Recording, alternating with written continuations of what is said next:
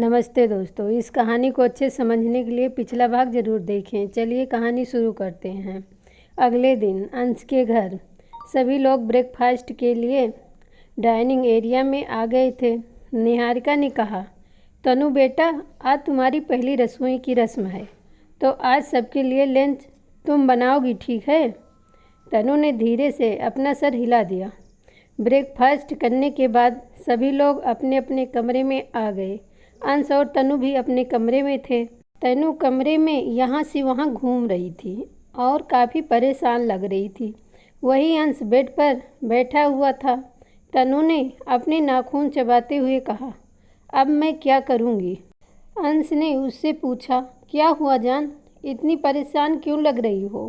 तनु ने उसके बगल में बैठते हुए कहा, जैसे कि तुम्हें कुछ पता ही नहीं है। तुम जानते हो ना कि निहारिका आंटी ने मुझे खाना बनाने के लिए कहा है। अंश ने कहा, हाँ, तो इसमें प्रॉब्लम क्या है? तनु ने कहा, तो प्रॉब्लम यह है कि अपने घर में मैंने पानी तक नहीं उबाला है, तो मैं सबके लिए खाना कहाँ से बनाऊंगी? मुझे कुछ भी बनाना नहीं आता है। अंश ने कहा, अरे तो इसमें इतना परेशान होने वाली कौन सी बात है, हम खाना बाहर से। तनु ने कहा, बिल्कुल नहीं, चाहे कुछ भी हो जाए, खाना बाहर से नहीं आएगा, तुम कुछ और सोचो। फिर दोनों सोचने लगे। कुछ देर बाद अंश ने कहा, अरे तुम सीवी से क्यों नहीं कहती, वो तो खाना बनाने में एक्सपर्ट है। तनु खड़ी हो गई और कहा, अरे हाँ, ये तो मैंने सोचा ही नहीं, मैं अभी उसके पास जाती हूँ। ये कहकर वो भागते हुए कमरे से बाहर निकल गई। अच्युत अपने कमरे में किसी से कॉल पर बात कर रहा था। तभी तनु वहाँ पर आ गई। अच्युत ने कॉल कट करते हुए कहा, अरे एग्रीवर्ड, तुम यहाँ, क्या बात है? तनु ने कहा, सीवी कहाँ है? अच्युत ने कहा, पता नहीं, उसे तो मैं भी ढूंढ रहा हूँ। अगर तुम्हें इससे पहले कि वो अपनी बात पूरी कर पाता, तनु वहाँ से चली गई। वो शिवान्या को पूरे घर में ढूंढ रही थी, पर वो उसे कहीं नहीं मिली। थक कर वो किचन में पानी पीने के लिए आ गई और किचन में आते ही वो हैरान हो गई, क्योंकि शिवान्या किचन में थी और खाना बना रही थी। तनु उसके पास गई और उसे गले लगा लिया और कहा, यार थैंक गॉड, सीवी तू मिल गई, मैं तुझे कब से ढूंढ रही थी। शिवान्या ने कहा, मुझे? पर क्यों ढूंढ रही थी? तनु ने कहा, यार तुझे तो पता है कि मुझसे एक कप चाय भी नहीं बनती और मुझे सबके लिए खाना बनाना है, तो तुम ही बता मैं क्या करूं? शिवान्या ने कहा, कुछ करने की ज़रूरत नहीं है, मैंने खाना बना दिया है। उसकी बात सुनकर तनु खुश होते हुए कहा, रियली? उसने दोबारा उसे गले लगा लिया और कहा, thank you so much CV, भगवान सबको तेरे जैसे दोस्त दे। शिवान्या ने कहा, अब तारीफ हो गई हो तो एक काम है तेरे लिए। शिवान्या ने कहा, देख, बाकी सब तो मैंने बना दिया है, बस तुझे सिर्फ खीर बनानी है। ये सुनकर तनु का मुंह बन गया। उसे देख शिवान्या ने कहा, अब ऐसे मुंह मत बना, मैं तेरी हेल्प करूँगी, ठीक है? जैसे मैं कहूँगी वैसे उसे करती जाना, ठीक है? तनु ने अपना सर हिला दिया। फिर शिवान्या ने उसे खीर बनाने में मदद की।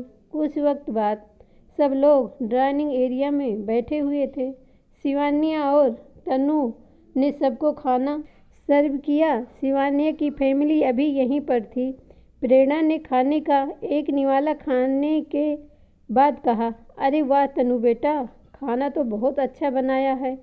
सबने प्रेरणा की बात पर हामी भरी। तनु ने कहा, थैंक यू आंटी, पर ये खाना मैंने नहीं बनाया है। सबने हैरानी से उसे देखा। तनु ने आगे कहा, ये सब तो सीवी ने बनाया है, मुझे तो ठीक से चाय बनानी भी नहीं आती। ये सुनकर रिधवा ने धीरे से निहारिका से कहा, देख आंटी, शिवान्या ने आज से पूछे बगैर कैसे खुद ही खाना बना लिया। उसकी बात सुनकर निहारिका ने शिवान्या से कहा, तुमने किसे पूछकर खाना बनाया? ये रस्म तनु के लिए थी। और सावित्री ने कहा, मैंने कहा था शिवान्या को। निहारिका ने कहा, माँ आपने?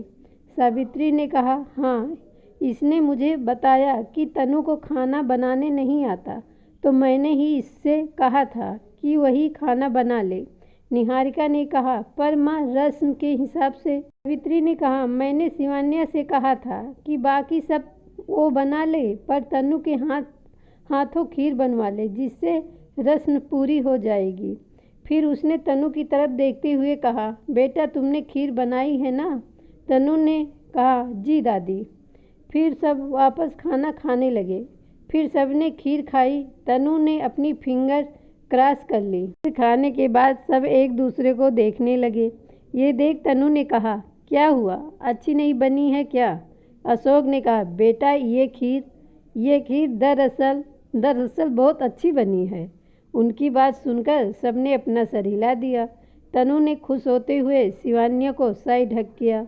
सावित्री ने मुस्कुराते हुए कहा, अब ऐसे ही शिवान्या के साथ मिलकर बाकी सब भी जल्द ही सीख जाना, ठीक है?